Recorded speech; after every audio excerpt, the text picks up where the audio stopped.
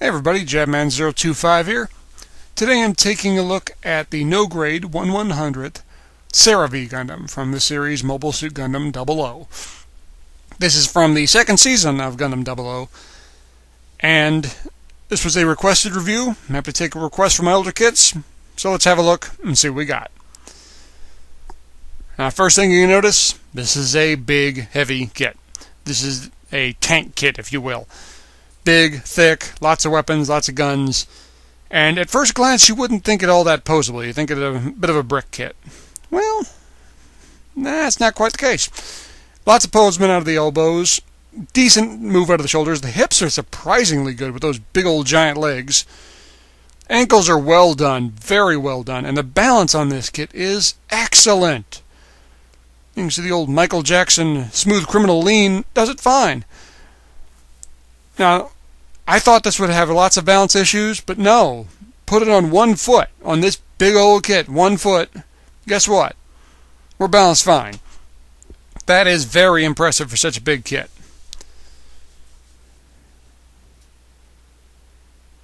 A little more movement. See the torso, get a little side to side.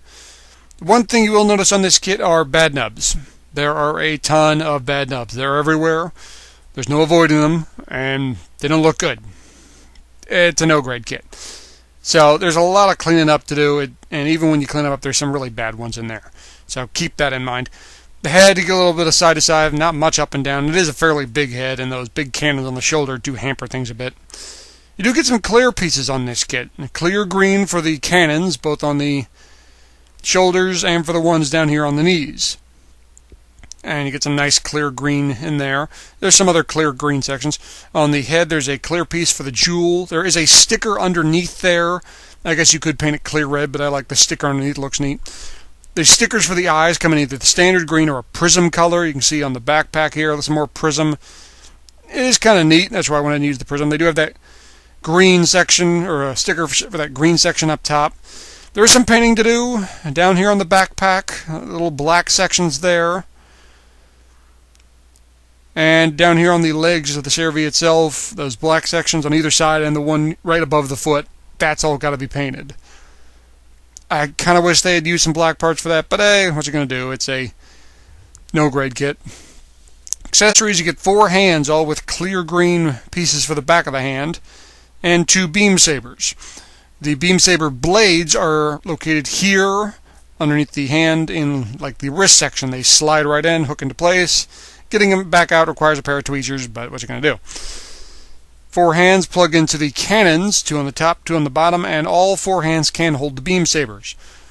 So that's kind of neat. But again, you now have 6 hands and 2 beam sabers. Well, if you go back and scavenge some beam sabers and some hilts from other Gundam 00 kits, for either from Season 1 or 2, you can create a rather cool pose known as the 6 swords.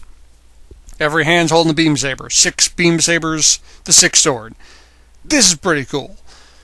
Like I said, it's a pain in the butt to get all the different hilts and beam sabers from different kits and put it all together, but this is a really neat looking pose.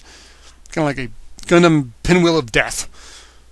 I like the sound of that, Gundam Pinwheel of Death. Anyway, it looks really cool. Kind of an awkward pose, but it looks neat.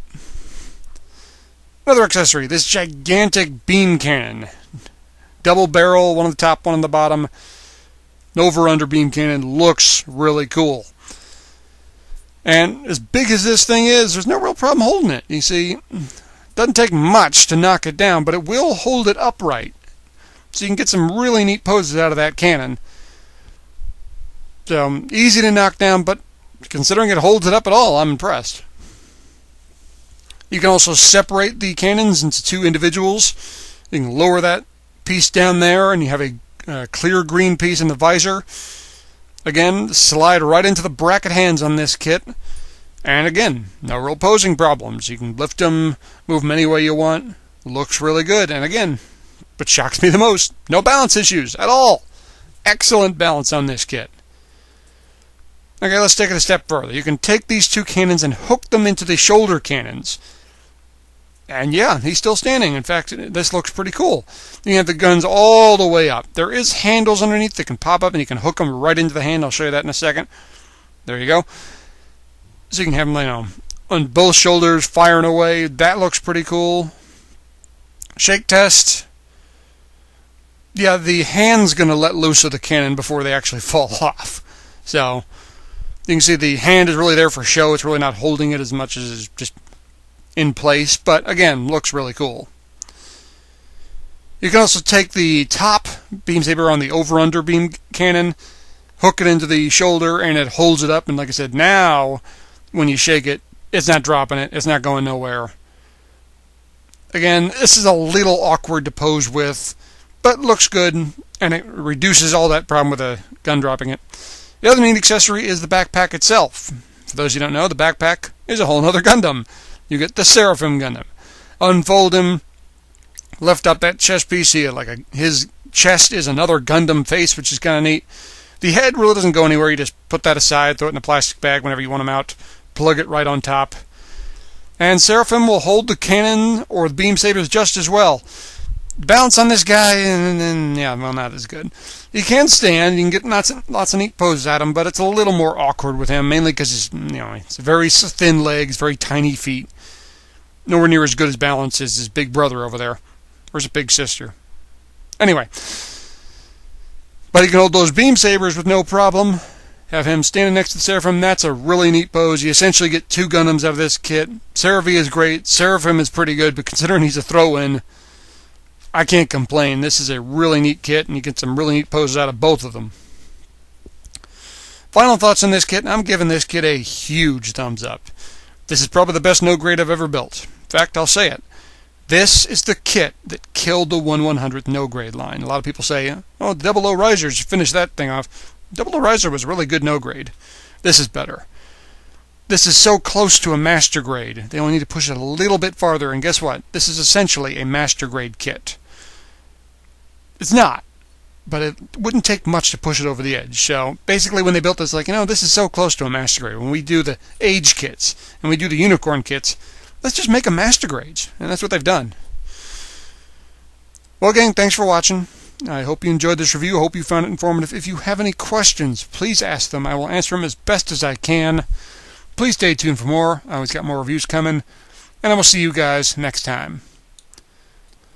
Oh, and one more thing.